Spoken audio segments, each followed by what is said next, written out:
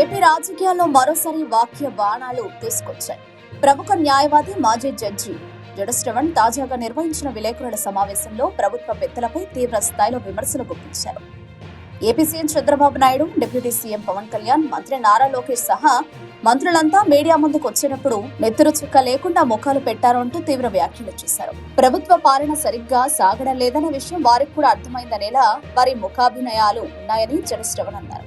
ప్రజలకు ఇచ్చిన హామీల అమలు ఎక్కడా, సంక్షేమం, అభివృద్ధి రెండు సమతుల్యంగా ముందుకెందుకు సాగడం లేదని ఆయన ప్రశ్నించారు.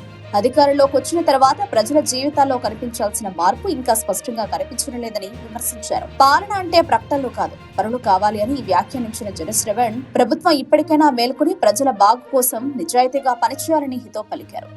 రాజకీయ లెక్కలు పార్టీల ప్రయోజనాలకే పరిమితం కాకుండా రాష్ట్ర భవిష్యత్తును దృష్టిలో పెట్టుకుని నిర్ణయాలు తీసుకోవాలని సూచించారు.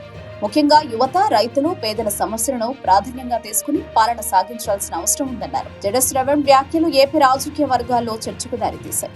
అధికార పక్షం ఈ విమర్శలకు ఎలా స్పందిస్తుందో, పాలనలో మార్పులు కనిపిస్తాయో లేదో అన్నది వేచి చూడాల్సిందే. అయితే ఆయన చేసిన వ్యాఖ్యలు మాత్రం ప్రజల్లో ఉన్న అసంతృప్తికి అద్దం పట్టినట్లుగా రాజకీయ విశ్లేషకులు అభిప్రాయపడుతున్నారు. 8 మందో 10 మందో కూర్చున్నారు. ఒక్కళ్ళ ముఖంలో నెత్తురు చుక్క లేదు, ఒక్కళ్ళ ముఖంలో నవ్వు లేదు, ఒక్కళ్ళ ముఖంలో అధికారంలో ఉన్న భరోసా లేదు, ఒక్కళ్ళ ముఖంలో కూడా అరే మేము నిజాయితీగా ఉన్నాము, మేము నీతిగా ఉన్నాము అన్నటువంటి ఒక్కళ్ళ ముఖంలో అయినా సరే ఒక అట్మాస్ఫియర్ కనపడిందా? మొత్తానికి ఆ కూర్చున్న వాళ్ళ మొత్తం ముఖాల్లో చూస్తే నెత్తురు చుక్కలేదు ముఖం మీద. రాష్ట్ర ప్రజలు గమనించండి, తప్పు మాట్లాడాము, తప్పు చేశాము అని ప్రతి ఒక్కళ్ళలో పశ్చాత్తాపం లోపల నుంచి తన్నుకొస్తుంది. కదిలిస్తే ఏడ్చేటట్టున్నారు అందరూ కూడా.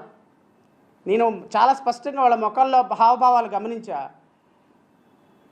ఒక్కళ్ళ ముఖంలో నవ్వు లేదు, ఒక పాపభీతి ప్రతి క్షణం మాటల్లో కనబడుతుంది. వెంకటేశ్వర స్వామి మీద రాంగు బట్టను నొక్కామే, అనవసరంగా కోటాను కోట్ల మంది భక్తుల మనోభావాలు దెబ్బతిన్నాయి.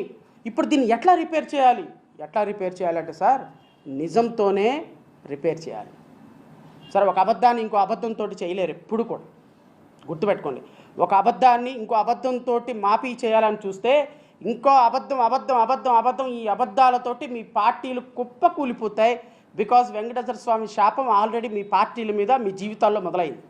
అందుకనే జనసేన పార్టీలో రిపీటెడ్గా జరుగుతున్నటువంటి పరిణామాలు, తెలుగుదేశం పార్టీకి దెబ్బ మీద దెబ్బ, భారతీయ జనతా పార్టీకి ఇక ఈ రాష్ట్రంలో అయితే నూకలు చెల్లిపోయింది.